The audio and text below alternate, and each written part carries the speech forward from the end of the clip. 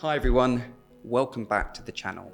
Now, if you're new here, don't forget to hit that like button and subscribe for more updates on the housing market.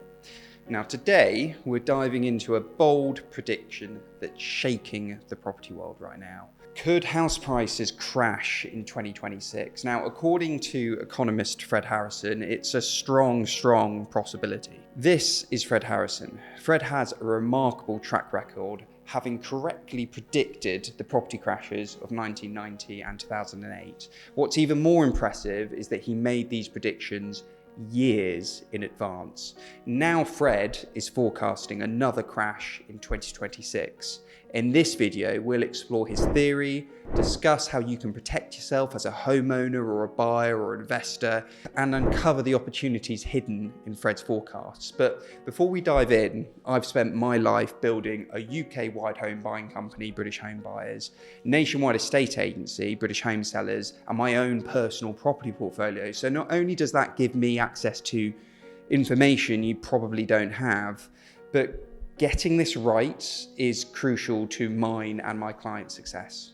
So please like and subscribe because it helps me out, and let's get into it. So who is Fred Harrison? Well, Fred is the research director at the London-based Land Research Trust. He studied economics at Oxford and famously predicted the 2008 financial crisis a decade before it happened. His insights are based on extensive research into the UK property market over the last 100 years or so. So Fred identified a recurring pattern in all of that property market data, an 18-year cycle divided into distinct phases. This cycle is the foundation of his predictions. So let's dive deeper into what this cycle is, the 18-year property cycle. Let's break down Fred's 18-year property cycle. It starts firstly with the recovery phase, where house prices begin to rise after a recession. Investors and buyers slowly return to the market, attracted by higher rental yields. However, securing mortgages at this stage tend to be tougher because banks are cautious. As we move through the cycle, we encounter a slight mid-cycle dip or correction, where prices stabilize or drop slightly before picking up again. This is often mistaken for the end of the recovery and is actually where Fred thinks we are right now. But let's just take a brief pause from this. Let's add historical dates to this graph to see how this is played out and is playing out before our eyes at the moment. Here, I've got the percentage change in house prices in a graph, and I've circled the 1990 and 2007 property crashes, but I've also displayed the 18-year property cycle, adding in the years that correspond to each part of the cycle. So for instance, after the 2007 crash, you can see we saw a recovery phase that led to steady increase in prices. However, there was a mid-cycle dip around 2018 to 2021 over the whole Brexit era, and then entering COVID. Before then, prices began surging again over COVID. I've labelled where I think we are right now if we indeed followed the same pattern of the past. What Fred thinks is we're actually in the correction phase right now, about to enter the boom phase. Whereas I think a lot of people right now think we've had the crash already and we're about to enter the recovery phase. Who's right or wrong? The boom phase. My concern is I think as interest rates drop slightly, we will enter this boom or explosive phase end of this year, entering into next year. Confidence will skyrocket. Banks will loosen lending criteria. Government-backed 90% or 95% mortgages will grow in number, and prices will begin to surge again. There's going to be so much pressure on labour to make sure people feel things are improving in the economy.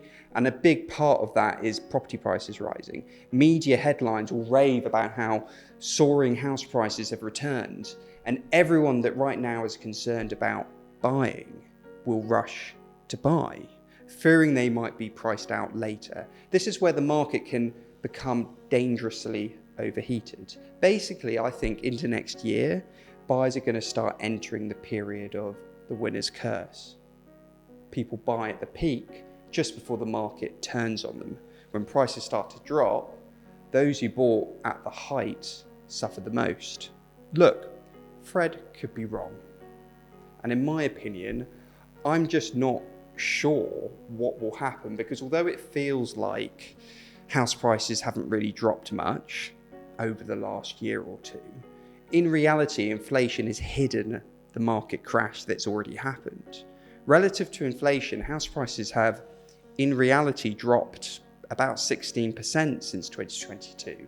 In the 2007 crash, they dropped about 26 to 27% relative to inflation.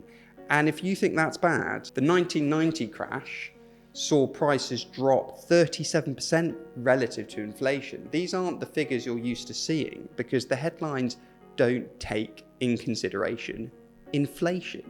And the reality is, we're all directly experiencing right now that inflation matters. It's inflation that makes the pounds in your pocket so much less valuable.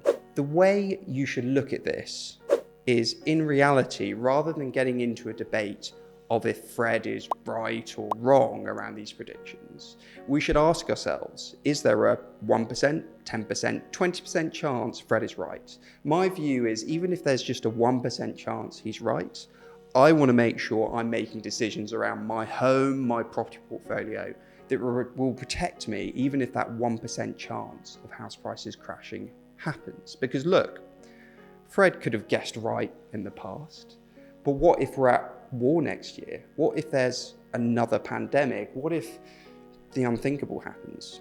We've got to prepare for the worst whilst hoping for the best. Here are 3 tips to protect yourself. Remember, the property market is cyclical. While we might see a downturn, prices generally rise over the long term.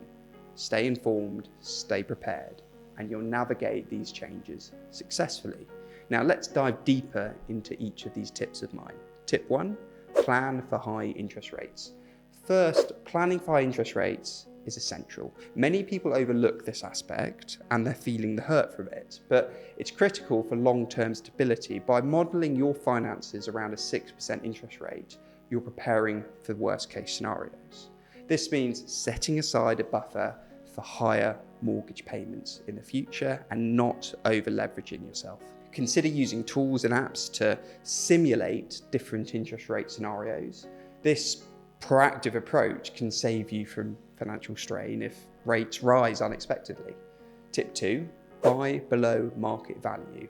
Always aim to buy below market value or add value through renovations. My business, linked in the description below, sources hundreds of properties for investors every month.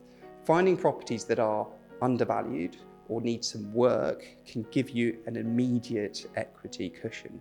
This strategy not only protects you from inevitable market fluctuations, but also increases your property's profitability. Renovating properties can be rewarding. Not only do you add value, but you also make the property more attractive to potential renters or buyers, or for you to live in, ensuring a higher return on investment. And finally, tip 3, don't panic sell. Finally, don't panic sell. Market fluctuations are inevitable, but they are typically short term. By staying calm and focusing on the long-term trends, you could avoid selling at loss. History shows that property tends to appreciate over time, so patience is key. Think of property investment as a marathon, not a sprint. Short-term dips shouldn't deter you if you're in it for the long haul. Stay informed, adapt to market changes, and maintain a steady course. In conclusion, understanding Fred Harrison's property cycle theory can provide valuable insights into the housing market. By planning for high interest rates, buying below market value, and avoiding panic selling, you can protect yourself and even thrive in this fluctuating market we're experiencing. Thanks for watching. If you found this video helpful, please give it a thumbs up, share it with your friends and others who you might think will benefit, and don't forget to subscribe, and I'll see you in the next video.